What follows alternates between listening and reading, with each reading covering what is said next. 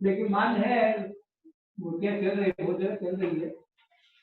पर ऐसा नीति सार में उल्लेख है कि केवल मूल संघ की प्रतिमाएं ही मान्य हैं, अन्य संघ की नहीं है मान्य।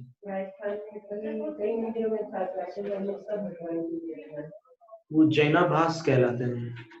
वैसे 5 भेद है, अंतिम जो भेद है वो द्राविड़ संघ भी है एक। तो ये द्राविड़ संघ जो था ये दक्षिण का ही संघ था। इसकी विशेषता ये थी कि यहाँ पर द्राविड़ संघ में बैठ करके भोजन करने का प्रावधान था। दिगंबर मुद्रा के साथ भी बैठ के भोजन होता था। अपनी ये दिगंबर मुद्रा में श्वेता मूर्ति मिलती थी, इसलिए यहाँ लिखे थे हुआ गंगोत निकली हुई है। हाँ, वो यहाँ से दिखता है। वो क्या है कि रातों रात में उसको से ठीक करा करके हटा करके सब दिगंबर मूर्ति बना के रात रात में पूरे ऊपर जो होती है इधर है चेन्नई दिखाते ना यहाँ अगर करने लायक नहीं है तो उसको क्या कर सकते हैं, जो बिल्डिंग बन रही है ना, तो बिल्डिंग इसमें डाल देते हैं, पेट्रोल डाल दिया जाए बिन। तो हम ये कहना चाह रहे थे कि केवल भट्टारक शब्द सुनकर के अपन किसी विषय को अमान्य नहीं कर सकते, ये हमारा कहना था। क्योंकि एक बात और बताते हैं कि आज जिनको बहुत महान आचार्य के रूप में स्वीकार करते हैं सारे भारतवर्ष,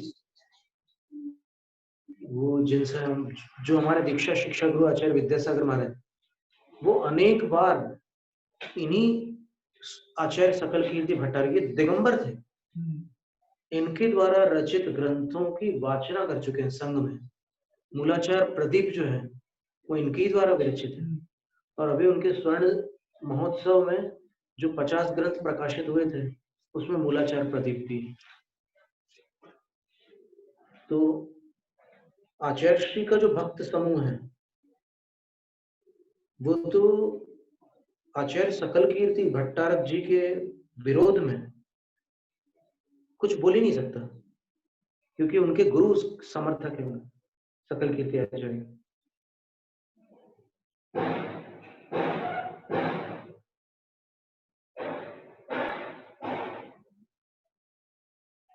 तो इसमें जो ये बात लिखी आत्म भावना वाली कि आत्म भावना 11 प्रतिमाधारी करें,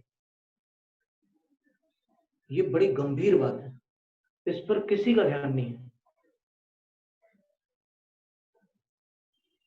प्राय जो आर्यिका दीक्षा को धारण कर चुके हैं उनने ये मान लिया कि अपन पंचम गुण स्थान से ऊपर जा नहीं सकते।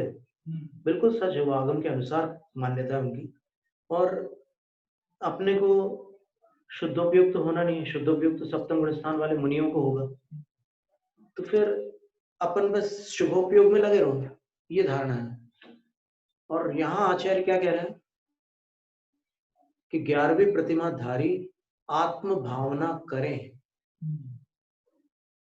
और कैसे करें वो आत्म भावना, क्या होती है, ये सारे शब्दों का परिचय भी होना आवश्यक है। ये आत्म भावना करें, और कह रहे हैं कि मन को संकल्प विकल्प से रहित होकर के करें, मन को संकल्प विकल्प से रहित करके करें। तो मन क्या संकल्प विकल्पों से रहित हो सकता है 11वीं प्रतिमा में? कोशिश करो या कहा है नहीं, कोशिश करने का नहीं कहा है, ये करने का कहा है। यहाँ जो शब्द है ना आत्म भावना कार्य, सीधा सीधा लिखा है, आत्म भावनायाम प्रयत्न प्रयत्न कार्य, ऐसा नहीं लिखा है, आत्म भावना करना है ऐसा लिखा है। इसका समाधान अपन आगम से निकालते हैं। एक बहुत महत्व का विषय है, जिन्होंने अपना जीवन ज्ञान की आराधना में लगाया हो, अथवा इस विषय को समझने की रुचि रखी हो लेकिन अभी तक वो मिला ना हो, उनके लिए बहुत महत्व की बात है कि आचार्य कुंदकुंद स्वामी का जो वाङ्मय है उसमें चेतना, अनुभूति, उपयोग और क्रिया, बस इन 4 विषयों का ही पूरा विस्तार है। इन 4 से बाहर कुछ भी नहीं मिलेगा वहां। फिर से बोले एक बार, आचार्य कुंदकुंद स्वामी का जो वाङ्मय है, आचार्य जी सुन रहे हैं आप? उनमें ये 4 बातें मिलेंगी आपको। चेतना, अनुभूति, उपयोग और क्रिया।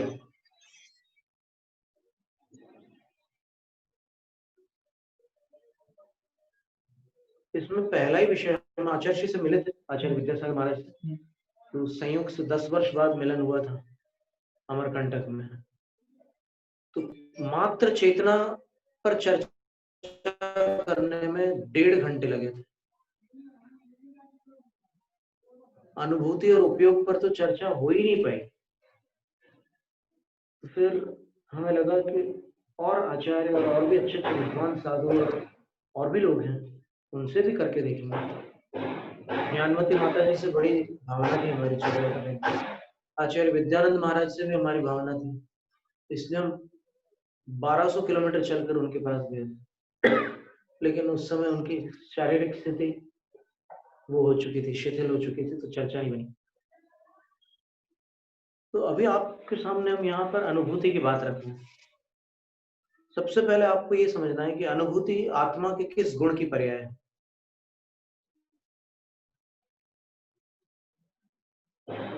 ज्ञान गुण की, चारित्र गुण की, या दर्शन गुण की, श्रद्धा गुण की? अनुभूति श्रद्धा गुण की पर्याय तो नहीं हो सकती।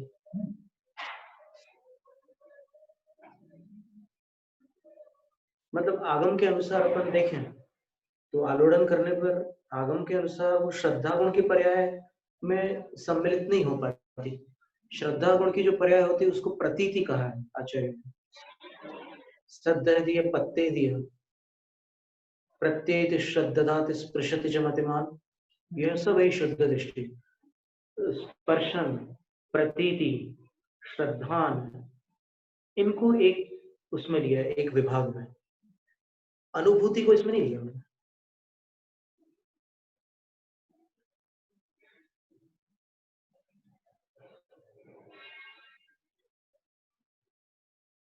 द्रव्य और गुण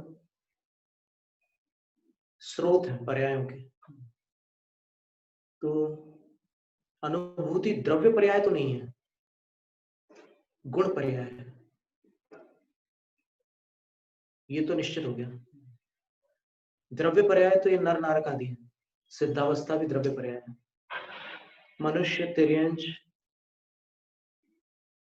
देव, नारक, ये द्रव्य पर्याय है। यानी जीव द्रव्य को जो पर्याय प्राप्त होती है उसको द्रव्य पर्याय कहते हैं, ये द्रव्य पर्याय है। तो अनुभूति द्रव्य पर्याय नहीं है, अनुभूति गुण पर्याय है। पर अब प्रश्न ये है, अपन बिल्कुल सिद्धांत से चलते हैं, अध्यात्म से और सिद्धांत से, कि अगर गुण पर्याय है तो उस गुण की खोज करनी होगी। जैसे अभी अपन ने श्रद्धा पर विचार किया, तो श्रद्धा गुण के विषय में आचार्यों ने जो शब्दों का प्रयोग किया है, श्रद्धा गुण की पर्याय क्या होती है? सम्यक दर्शन होती है, मिथ्या दर्शन होती है, और क्या होती है? उसको प्रतीति भी कहते हैं। वो सम्यक मिथ्या दोनों प्रकार की हो सकती है, तो प्रतीति भी कह सकते हैं।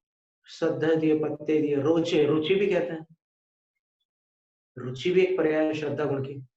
फिर स्पर्शन को भी कहते हैं कि ये बात मेरे दिल को छू गई, ये श्रद्धा की बात होगी। जो बात दिल को छू जाती है वो श्रद्धा के बिना नहीं छू सकती कोई बात, तो वो स्पर्शन भी श्रद्धा गुण की पर्याय है। तो ये अनुभूति कौन से गुण की पर्याय है? क्या चारित्र गुण की पर्याय है? क्योंकि चारित्र गुण की जितनी पर्याय हैं उनका विवरण अपने सामने प्रस्तुत है, आचार्यों के द्वारा प्रस्तुत किया जा चुका है। चारित्र गुण की कौन सी पर्याय होती है? अब चारित्र मार्गणा देख लो ना, संयम मार्गणा देख लो, वहां जितने भेद हैं वो सब चारित्र गुण की पर्याय हैं। कौन से भेद हैं? संयम मार्गणा में क्या क्या है? असंयम है, फिर संयम संयम है, फिर 5 प्रकार का चारित्र भी है, तो 7 भेद हैं। तो संयम मार्गणा में जितने भेद हैं वो किसके पर्याय होंगे? चारित्र गुण की। अब ये अनुभूति क्या है? दर्शन गुण पर्याय तो नहीं है। दर्शन कौन सा? जो दर्शनावरणी से जिसका आवरण होता है वो दर्शन। उसके तो चार भेद हैं, अचक्षुर दर्शन, चक्षुर दर्शन, अवधि दर्शन और केवल दर्शन। ये चारों पर्याय हैं दर्शन गुण की। तो आचार्य अकलंक देव ने तत्वार्थ वार्तिक में बताया है कि ज्ञान जो होता है उसके ऊपर पड़ने वाला आवरण असंख्यात प्रकार का होता है। सब कर्मों पर जो आवरण तो असंख्यात प्रकार के नहीं होते। ज्ञान ज्ञान ज्ञान पर पड़ने वाला आवरण असंख्यात भेदों वाला होता है। और नाम कर्म के भी मैं अपने सामने ज्ञानावरण के 5 भेद कर दिए, फिर नाम कर्म के 93 भेद कर दिए। ये मध्यम प्रतिपत्ति है, मध्यम विस्तार है। और अगर अधिक विस्तार करो तो असंख्यात भेद हो गए। एक गौर वर्ण नाम कर्म है ना, उसके कितने भेद हैं आप देख लो। ऑस्ट्रेलिया वाले गोरे हैं, इंग्लैंड वाले गोरे हैं, अमेरिका वाले गोरे हैं, कितने सारे गोरे लोग। भारत में भी कुछ गोरे लोग हैं, तो सब एक जैसे तो नहीं है ना, अनुभाग भेद है। और अनुभाग भेद होते हुए भी उसमें बहुत बहुत प्रकार के भेद और भी शक्य हैं। शुभ और अशुभ का भेद भी होता है। स्पर्श रस गंध वर्ण जो है ना, ये शुभ। जैसे कृष्ण वर्ण नाम कर्म था तीर्थंकरों को, लेकिन वो प्रशस्त कृष्ण वर्ण नाम कर्म था। अब प्रशस्त कृष्ण वर्ण नाम कर्म अगर होता ना तो फिर वो पाप के अंतर्गत गिना जाता। तो नेमिनाथ भगवान या फिर और जो तीर्थंकर सांवले वाले हैं, उनको देख करके किसी को भी मतलब वितृष्णा नहीं होगी, वो देखता ही रह जाएगा। तो ऐसे भेद हैं। तो अभी अपन चर्चा कर रहे हैं कि ज्ञानावरण के असंख्यात भेद हैं। तो ऐसा कौन सा ज्ञान है जिस पर वो इतने सारे भेद आवरण डालते हैं? और ये अनुभूति क्या वस्तु है? तो सबसे पहले अपन देखते हैं कि अनुभूति के भेद कितने हैं। अभी तो अपन ये मानते हैं आत्मानुभूति, बस एक शब्द अपन ने पकड़ लिया आत्मानुभूति। उसको निजानुभव भी कहते हैं पुल्लिंग में। आत्मानुभूति स्त्रीलिंग शब्द है, निजानुभव पुल्लिंग शब्द है, स्वसंवेदन नपुंसकलिंग शब्द है। तीनों के अर्थ एक है, ठीक है ना। और संवेदन शब्द जो है वो संवेदन आत्मा के किस गुण की पर्याय रूप हो सकता है? तो इसका समाधान निकालने के लिए अपन तत्वार्थ सार नाम का ग्रंथ देखते हैं।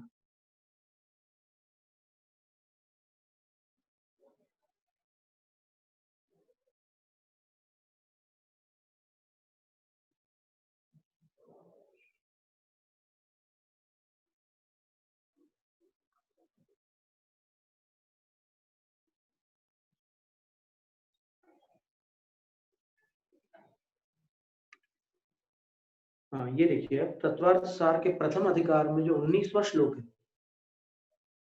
उसमें लिखा है स्वसंवेदनमक्षोत्थम विज्ञानम स्मरणम तथा प्रत्यभिज्ञान मूहश्च स्वार्थान्मितिरेव वा बुद्धिर्मेधादयो याश्च मतिज्ञान विदाहिताः इंद्रियानिन्द्रियेभ्यश्च मतिज्ञानम प्रवर्तते। हिंदी में इसका अर्थ है स्वसंवेदन, इंद्रियज ज्ञान,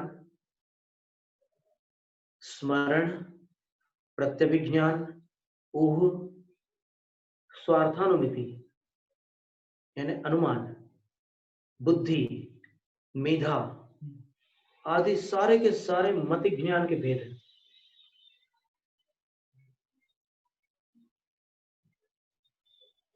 और वह मति ज्ञान इंद्रिय और मन से उत्पन्न होता है। तो स्वसंवेदन को मति ज्ञान का भेद कहा है।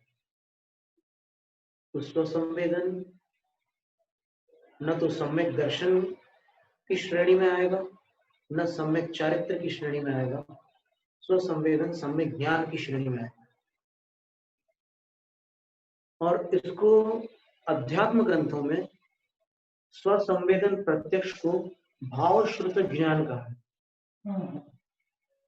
तो ये जो स्वसंवेदन मति ज्ञान रूप था, वो ही जब और सूक्ष्म हो जाता है, क्योंकि अर्थ से अर्थांतर का ज्ञान श्रुत ज्ञान, अर्थ का ज्ञान पहले हुआ, वो मति ज्ञान है। फिर उस मति ज्ञान से जो अर्थांतर का ज्ञान कराने वाला ज्ञान है, वो श्रुत ज्ञान।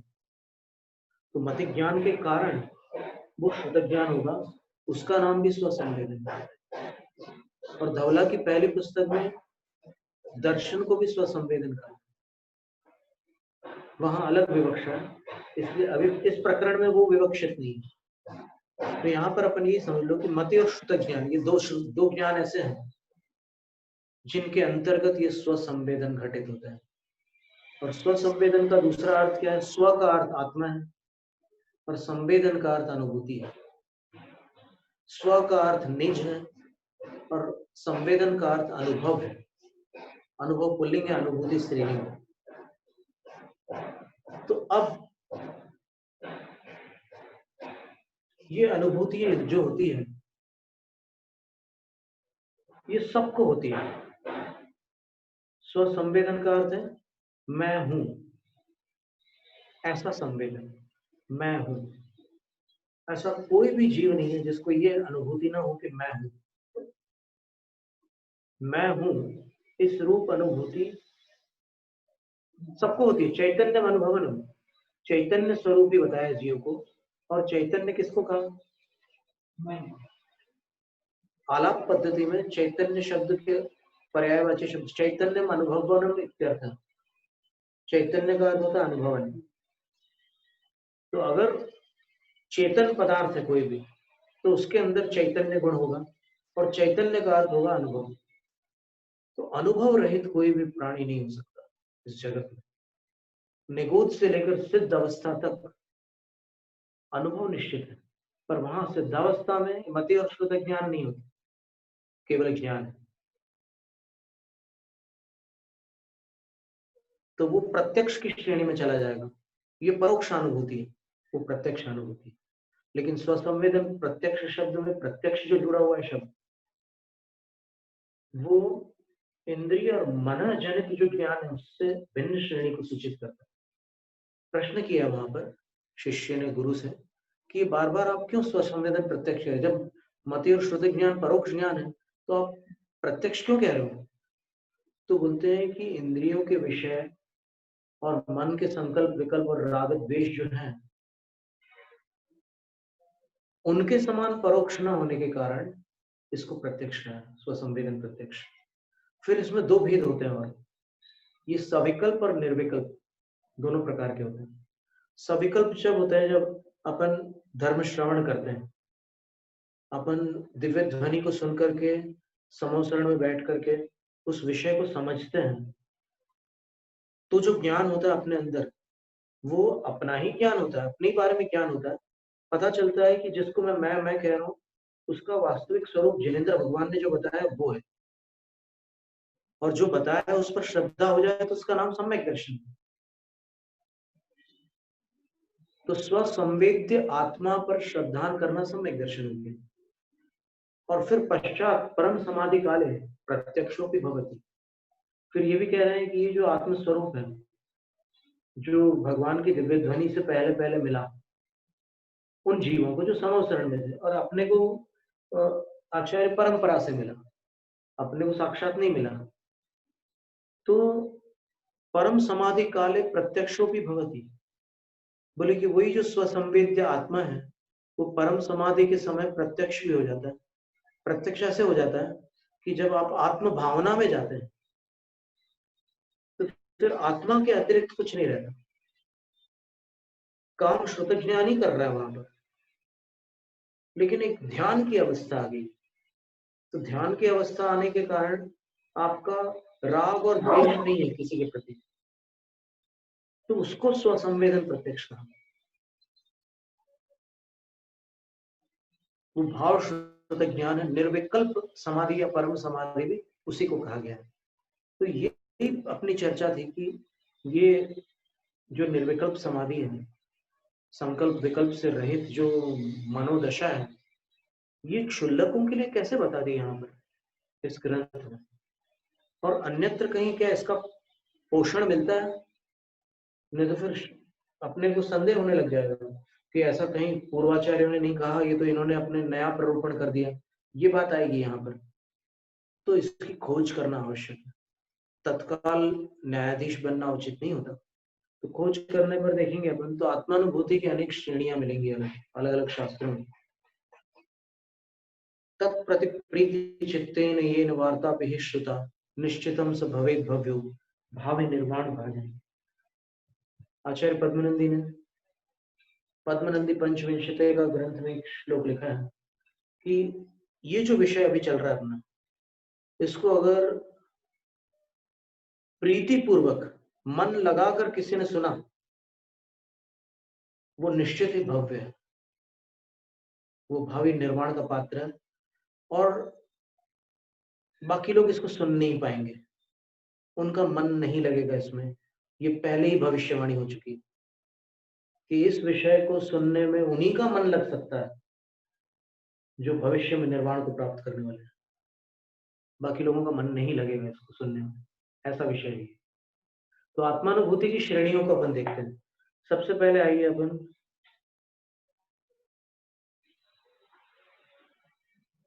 समयसार ग्रंथ में आते हैं। अपन समयसार ग्रंथ के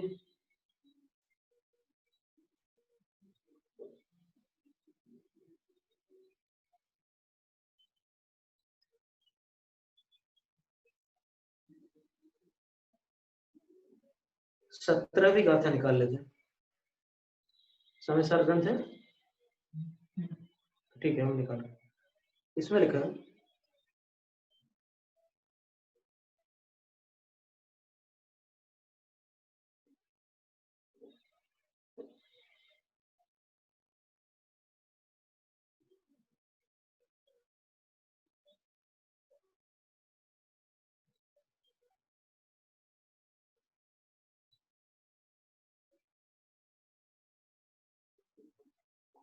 मिथ्यात्व अवस्था में क्या स्थिति होती है। तो आचार्य कह रहे हैं अमृतचंद्र सूरी, यदा त्वाबाल गोपालमेव सकल कालमेव स्वयमेवानुभूय मानेपि, किंतु जब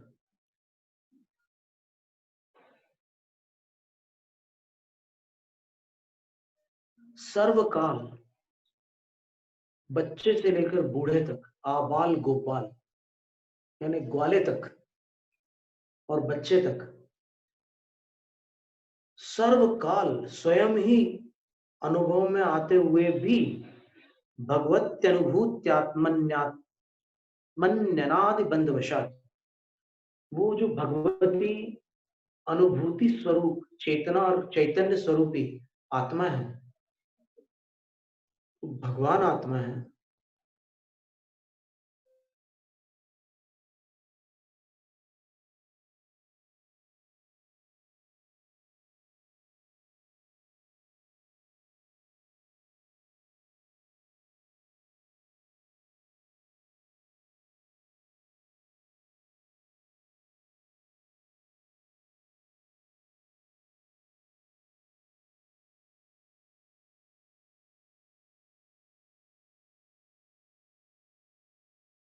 का अर्थ होता है मान्यता, बुद्धि, एक रूप मान्यता बन गई, मैं ये हूं, मैं और हूं में कोई गलती नहीं है, ये हूं में गलती है, ये। तो अयम अहम अनुभूति रित्यात्म ज्ञानम नोट प्लवते, तो यह जो मैं चैतन्य स्वरूपी हूं, इस प्रकार की अनुभूति प्रकट नहीं हो पाती, इसलिए उनकी अनुभूति का नाम है मिथ्यात्मानुभूति। जो आत्मा का वास्तविक रूप है उससे मिथ्या रूप उनकी अनुभूति चल रही है। और अनुभूति का अपन अर्थ देखें तो अनुभूति का अर्थ होता है पहचान, परिचय।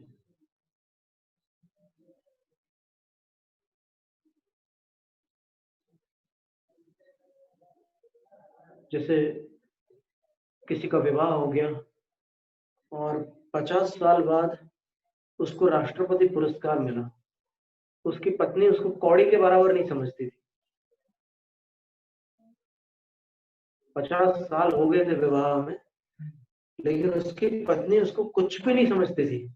और जब उसको राष्ट्रपति पुरस्कार मिलता है तब उसकी पत्नी बोलती है कि आज अनुभव हुआ कि आप क्या हो।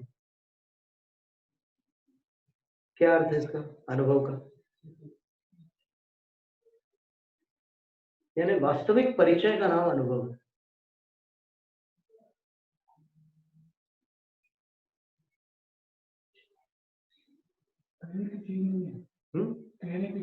नहीं, वो परिचय है बस, वास्तविक परिचय। अनुभव का अर्थ यहाँ पर आस्वादन नहीं है, ये बात ध्यान में रखना।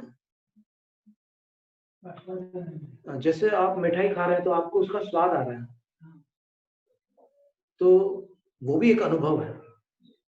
जैसे समय पावड़ की चौथी गाथा में जो अनुभूत शब्द है ना, सुध परिचितानुभूता, वहां पर अनुभूत शब्द का अर्थ वही है, भोगे गए। अनुभूत का अर्थ क्या है? भोगे गए। लेकिन यहाँ पर अनुभूति का अर्थ क्या है?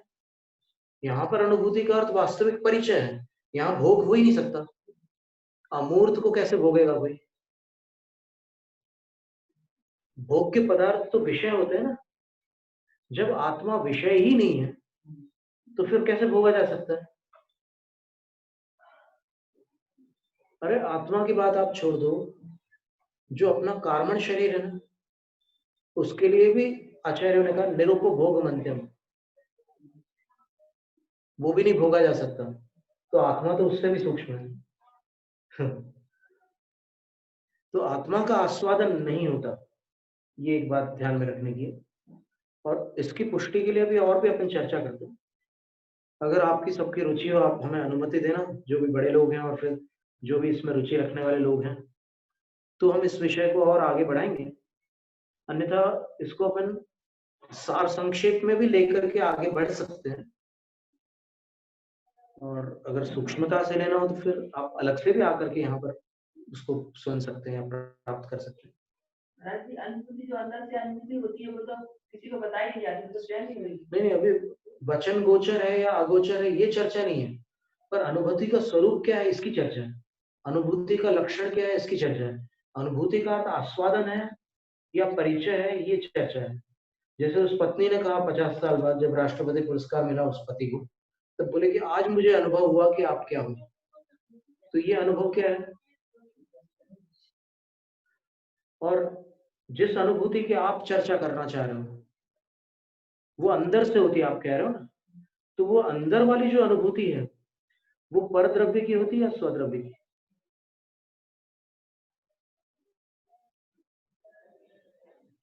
अनुभूति कभी भी द्रव्य की नहीं हो सकती। अनुभूति हमेशा वर्तमान पर्याय की होती है। आप देखिएगा कि कल आहार के उठते समय आपको जो भूख की अनुभूति होगी वो केवल उतने काल ही होगी, क्योंकि वो उस काल का वर्तमान है। अनुभूति अतीत की नहीं होती, भविष्यत की नहीं होती। अतीत की अनुभूति इसलिए नहीं होती क्योंकि अपने को बचपन में जितनी भी चोटें लगी थी या कुछ भी हुआ था, डांट पड़ी थी, मार पड़ी थी, जो भी हुआ था, आज अपने को अनुभव है क्या उसका? याद करो तो स्मरण हो सकता है, और स्मरण ज्ञान अनुभव से भिन्न है। और अभी जो अपने साथ जो स्थिति बन रही है, आपको बैठते समय जो शरीर में दर्द हो रहा है या फिर आपको जो कुछ भी हो रहा है अभी, वो अनुभूति है। वो न तो स्मृति है और न ही आगामी काल विषयक चिंता है, वो अनुभूति है। तो इससे ये बात प्रमाणित हुई कि अनुभूति केवल वर्तमान पर्याय की होती है। और अगर अनुभूति केवल वर्तमान पर्याय की होती है तो इससे अपने आप ये सिद्ध हो गया कि शुद्धात्मानुभूति शब्द का अर्थ ये नहीं है जो आप लगा रहे हैं। शुद्धात्मानुभूति फिर सिद्धों को ही होगी ना। यदि अनुभूति वर्तमान पर्याय की ही होती है, ये बात अगर प्रमाणित हो जाती है, जैसे अभी अपन ने जो युक्तियां दी है उससे ये बात प्रमाणित हो रही है कि अनुभूति हमेशा वर्तमान के। आपको गर्मियों के दिन की अनुभूति अभी हो रही है क्या? क्यों नहीं हो रही है? क्योंकि वो वर्तमान में नहीं है। तो अनुभूति केवल वर्तमान की होती है। आपको अभी रात को अंधेरा होने वाला है, उसका अनुभव हो रहा है क्या? क्यों नहीं हो रहा है? क्योंकि वो वर्तमान में नहीं है। तो अनुभूति का सीधा सीधा संबंध वर्तमान के साथ। वो न अतीत की हो सकती है न अनागत की हो सकती है। अगर अतीत की मान लोगे तो महावीर स्वामी नरक में थे पहले, तो समोसरण में उनको नरकों की छटपटाहट होनी चाहिए, वेदना होनी चाहिए। नहीं हो सकती। उनको ज्ञान है लेकिन अनुभूति नहीं, स्मरण नहीं है। उनका तो केवल ज्ञान है इसलिए स्मरण नहीं है। जो स्मरण वाले हैं उनको स्मरण हो सकता है, वो तो केवल ही थे। तो उनको ज्ञान था कि मैं नारक रह चुका हूं, लेकिन उनको नरक का अनुभव नहीं था उस काल में। जो अनुभव हुआ था, बीता हुआ अनुभव जो है वो स्मरण बन जाता है, वो अनुभव नहीं रह जाता। अनुभव केवल वर्तमान का रहता है। तो शुद्धात्मानुभूति शब्द का अर्थ क्या लोगे आप? अगर आप अनुभव का अर्थ एहसास लगाते हो, महसूस करना लगाते हो, आस्वादन लगाते हो, तो शुद्धात्मानुभूति कहाँ घटित होगी, इसका ईमानदारी से उत्तर देना। आप विवक्षा लगाने की चतुराई मत करना। आपसे नहीं कह रहे महाराज जी, जो करते हैं चतुराई उनसे कह रहे हैं कि ये शुद्धात्मानुभूति कहाँ होगी।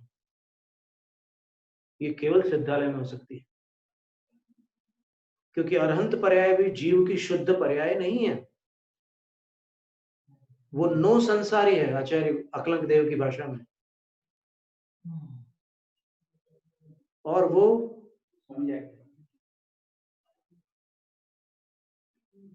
बहुत गंभीर चर्चा चलेगी। 5 बजे का समय था ना, 10 मिनट का मेरा है।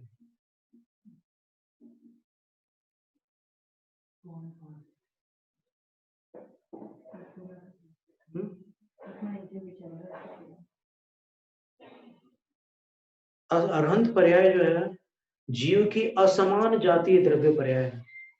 शास्त्रीय भाषा में अपन देखें तो प्रवचन सार में इसको बताया कि उद्गल और जीव ये दोनों समान जातीय नहीं है, और इन दोनों के मिलने से अनंत पर्याय बनी है। तो असमान जातीय पर्याय शुद्ध पर्याय नहीं होती, और अनुभूति केवल वर्तमान की होती है। तो शुद्धात्मा अनुभूति कब होगी? सिद्धावस्था में होगी या अरहंत अवस्था में?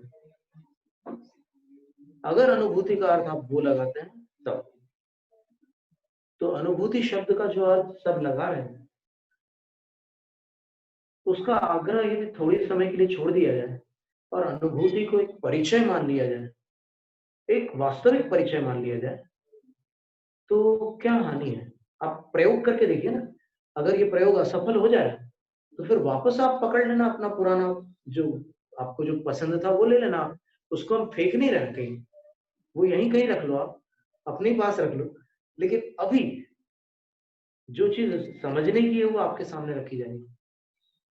ये भी आज के तमाम वक्ता, तमाम विद्वान, तमाम आचार्य, उन सबके सामने ये चुनौती है कि अगर शुद्धात्मानुभूति मुनियों को हो जाती है तो फिर उनके पास कौन सी शुद्ध पर्याय है? अनुभूति न गुणों की होती है न द्रव्य की होती है, मात्र पर्याय की होती है अनुभूति। कौन सी शुद्ध पर्याय है उनको? उनके पास कौन सी शुद्ध पर्याय है? ये प्रश्न है।